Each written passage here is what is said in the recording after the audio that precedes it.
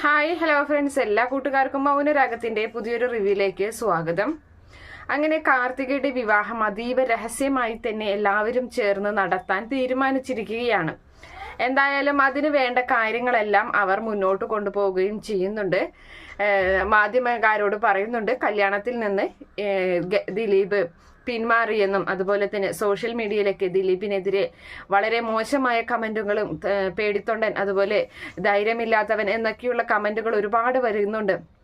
എന്ത് വന്നു കഴിഞ്ഞാലും കുഴപ്പമില്ല, എന്തായാലും ഈ ഒരു കല്യാണം രഹസ്യമായി നടത്തുകയും അതിനുശേഷം സത്യങ്ങൾ മറ്റുള്ളവരെ അറിയിക്കുകയും ചെയ്യാമെന്നവർ തീരുമാനിക്കുകയാണ്. പക്ഷേ കാര്യങ്ങളെല്ലാം അവർ വിചാരിച്ച പോലെ വരുന്നില്ല.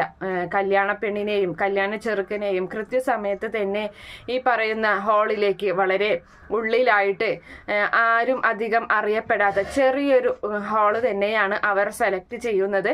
അങ്ങനെ ആ ഹാളിലേക്ക് ഇതുപോലെയുള്ള ഇത്രയും കഴിവുള്ള ഇത്രയും സമ്പന്നനായ ആൾക്കാർ ഒരിക്കലും അങ്ങനെ ഒരു കല്യാണം അവിടെ നടത്തില്ല. അപ്പൊ അതിന് വേണ്ടിയിട്ട് ഒരു തെറ്റിദ്ധാരണ പരത്താനും ഒക്കെ വേണ്ടിയിട്ടാണ് അങ്ങനെയൊരു ഹാള് തെരഞ്ഞെടുക്കുന്നത്. പക്ഷേ അവരുടെ പ്രതീക്ഷകളൊക്കെ തെറ്റുകയാണ്.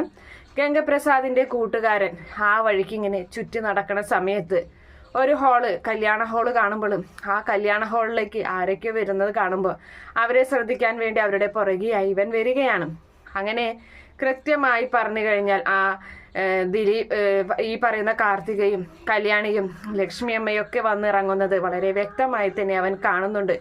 അതിനുശേഷം ആ കണ്ട കാഴ്ച വേഗം തന്നെ ഗംഗയെ ചെന്ന് അറിയിക്കുകയാണ്. ഗംഗയ്ക്ക് ദേഷ്യം വരുന്നുണ്ട്. ഗംഗ പറയാണ്, ഒരിക്കലുമില്ല, നീ അവരെ ഒന്നും ആവില്ല കണ്ടത് എന്ന് പറഞ്ഞിങ്ങനെ ദേഷ്യപ്പെടുകയാണ്. അപ്പോൾ എന്നോട് ദേഷ്യപ്പെട്ടിട്ട് എന്താ കാര്യം, ഞാൻ കണ്ടത് അവരെ തന്നെയാണെന്ന് പറയുന്നുണ്ട്. ദിലീപാണോ അവളെ കല്യാണം കഴിക്കാൻ പോകുന്നത് എന്ന് ചോദിക്കുമ്പോൾ അതറിയില്ല എന്ന് ആ പയ്യൻ പറയുന്നുണ്ട്. അപ്പോൾ കൂട്ടുകാർ പറയുന്നുണ്ട്, നിനക്ക് അതും കൂടി അറിഞ്ഞിട്ട് വന്നാൽ മതിയായിരുന്നില്ലേ എന്ന് ചോദിക്കുമ്പോൾ അതെങ്ങനെ, അതൊക്കെ അറിഞ്ഞു വരുമ്പോഴേക്കും ഒരു പക്ഷെ അവരുടെ താലികെട്ട് അവിടെ കഴിയും. അപ്പോൾ കണ്ട കാര്യം വേഗം തന്നെ വന്ന് പറഞ്ഞതാണ് എന്ന് പറയുന്നുണ്ട്.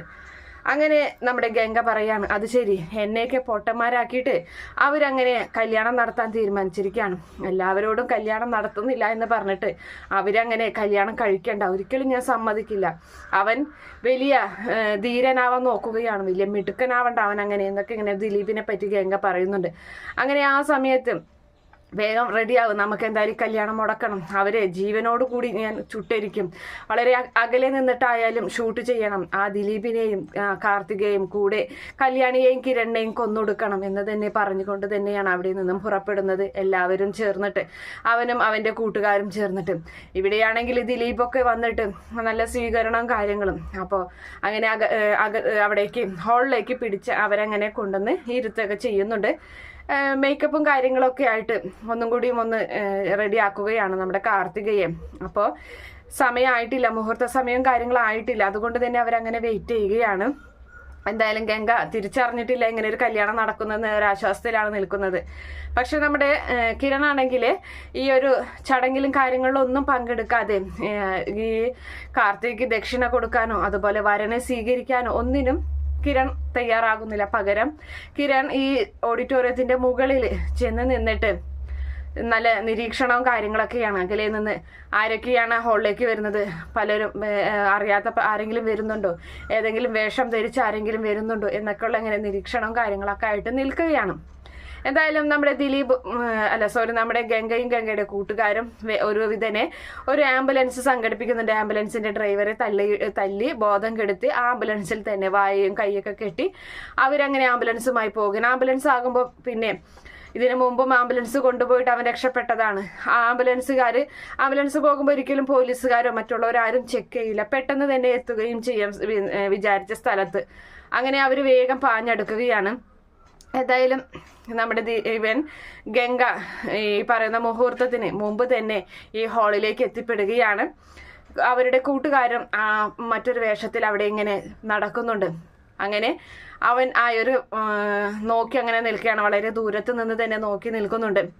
അപ്പൊ ആദ്യം തന്നെ ഈ പറയുന്ന ദിലീപിനെ മുഹൂർത്തമാവാറായി എന്ന് പറഞ്ഞ് ദിലീപിനെ ആയൊരു മണ്ഡപത്തിൽ കൊണ്ടുവന്ന് ഇരുത്തുന്ന കാഴ്ചയാണ് കാണുന്നത്. ആഹാ, ഞാൻ വിചാരിച്ചത് ശരി തന്നെയാണ്.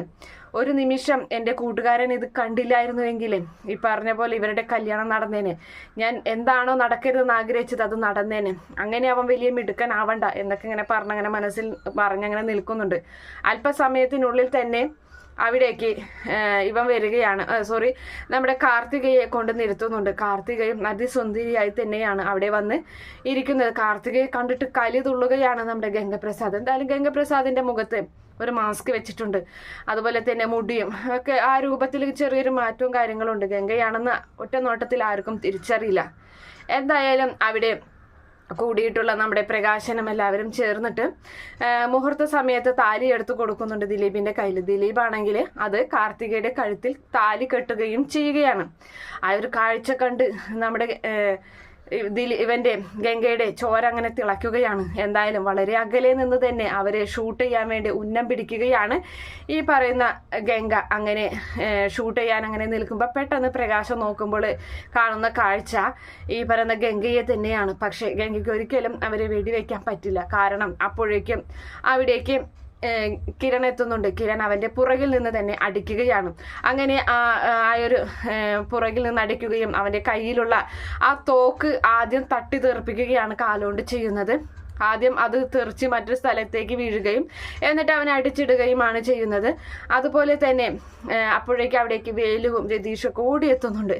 അങ്ങനെ ആ വേലുവിന്റെ കയ്യിലാണെങ്കിൽ കത്തിയൊക്കെ ഉണ്ടല്ലോ, അതുകൊണ്ട് തന്നെ അങ്ങനെ നമ്മുടെ ഗംഗയെ അടിച്ച് തകർത്ത് അങ്ങനെ ഇരുത്തുന്നുണ്ട്. എല്ലാവർക്കും ഭീഷണിയായിട്ടുള്ള ഗംഗയെ തല്ലിച്ചതയ്ക്കുകയാണ്. എല്ലാവരുടെയും ദേഷ്യവും ആ സമയത്ത് തീർക്കുന്നുണ്ട്. അവൻ അവിടെ നിന്നും ഓടി രക്ഷപ്പെടാൻ ശ്രമിക്കുന്നുണ്ട്. കൂട്ടുകാർ ഓടി വരുന്നുണ്ട്. കൂട്ടുകാർ വന്നിട്ട് ഈ ഗംഗയെ തല്ലുന്നവരെ തിരിച്ചു തല്ലാനും അതുപോലെ തന്നെ ഗംഗയെ അവിടെ നിന്നും രക്ഷപ്പെടുത്തി കൊണ്ടുപോകാനൊക്കെ അവർ ശ്രമിക്കുന്നുണ്ട്. പക്ഷെ ഒന്നും നടക്കുന്നില്ല. എല്ലാവരും ചേർന്ന് അതിശക്തമായി തന്നെ തിരിച്ചടിച്ചു കൊണ്ടിരിക്കുകയാണ്. ഈ പറയുന്ന ദിലീപും അതുപോലെ തന്നെ കാർത്തികൊക്കെ അന്തം വിട്ട് അങ്ങനെ നിൽക്കുകയാണ്. മണ്ഡപത്തിൽ അങ്ങനെ ഞെട്ടിത്തരിച്ച് നിൽക്കുന്നുണ്ട്. എന്തായാലും ഒരു വിധത്തിൽ അവനെ തല്ലിച്ചതച്ച് ഒരു ഭാഗത്ത് അങ്ങനെ കെട്ടിയിടുകയാണ്. എന്നിട്ട് കെട്ടിയിട്ടതിന് ശേഷം ദിലീപിനെ വിളിക്കുന്നുണ്ട്. നിന്റെ അച്ഛന്റെ മരണ കാരണം ഇവനല്ലേ? ഇവൻ നിന്റെ അച്ഛന്റെ ജീവനെടുത്താണ്. അതുകൊണ്ട് നിനക്കൊന്നും എന്തെങ്കിലും ചെയ്യണമെങ്കിൽ ഇപ്പൊ ചെയ്യാമെന്ന് പറയുന്നുണ്ട്.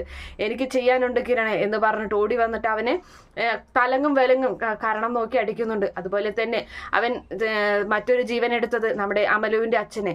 അപ്പൊ അമലുവും വന്ന് അവനെ തല്ലുകയാണ്. അതുപോലെ തന്നെ കല്യാണിയുടെ അമ്മയുടെ ജീവൻ എടുത്തു.